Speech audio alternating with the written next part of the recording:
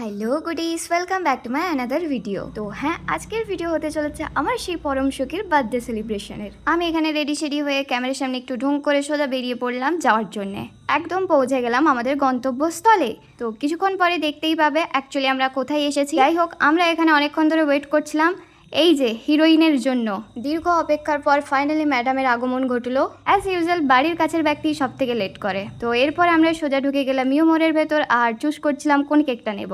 আরে কাটিং করার জন্যে, বার্থডে সেলিব্রেশন হচ্ছে। এরপর কেক কিনে নিয়ে আমরা সোজা পৌঁছে গেলাম রাজগড়ের ভেতরে।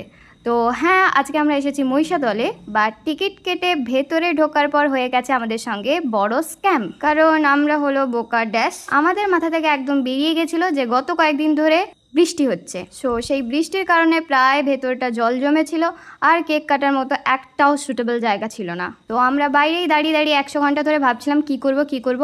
দেন কিছু উপায় না পেয়ে ভাবলাম পয়সা ওসুল করার জন্য রাজগড়ের ভেতরে একটু ঢুকে একই প্লেসে 100 খানা ছবি দাঁড়িয়ে দাঁড়িয়ে তুলে নিই। কারণ কাজ তো কিছু ছিল না। রাজগড়ের ভেতরে অলরেডি আমাদের 100 বার ঘোরা হয়ে গেছে, নতুন করে আর দেখার কিছুই নেই। তো কি করা যাবে, ওটাই কাজ। এরপর আমরা ওখান থেকে বেরিয়ে এসে রাস্তার ধারে আমরা হ্যাপি টু ইউ গান করতে করতে কেক কাটিং করলাম। কেক কাটিং সেটিং করার পর আমি এইভাবে সুলোচনার হাত থেকে কেকটা জাস্ট ছিনিয়ে নিলাম, কারণ সুলোচনা আজ আমাদের স্পেশাল গান গেয়ে শোনাবে। তো তোমরাও শুনতে থাকো আমাদের আর্টিস্টের গান।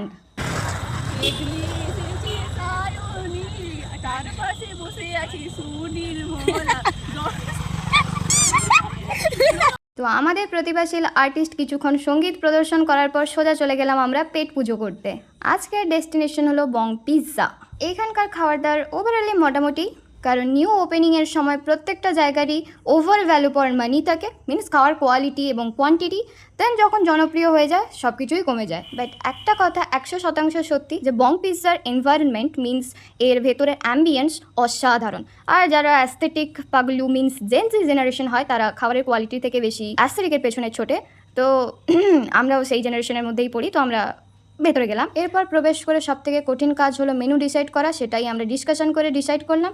দেন মেনু আস্তে আস্তে একটু নিজেরা কিছু ছবি তুললাম, কারণ যাওয়ার কারণগুলোর মধ্যে ওটাও একটা। দেন ফাইনালি আমাদের খাবার চলে আসে আর আমরা অর্ডার দিয়েছিলাম chilli garlic pepper chicken, drums of heaven, crispy cherry baby corn and chicken overloaded pizza, যেগুলো বাজেটের বাইরে গিয়ে অর্ডার তো করে দিয়েছিলাম, কিন্তু খাওয়ার মতো আর পেটে জায়গা কুলোচ্ছে না। দেন বাড়ির জন্য কিছু পার্সেল করালাম আর পিতাশ্রীর সঙ্গে সোজা বাড়ি। সো আজকের এই মিনি ব্লগ ভালো লেগে থাকলে don't forget to give it a thumbs up. দেখা হচ্ছে আবার নেক্সট ভিডিওতে। বাই।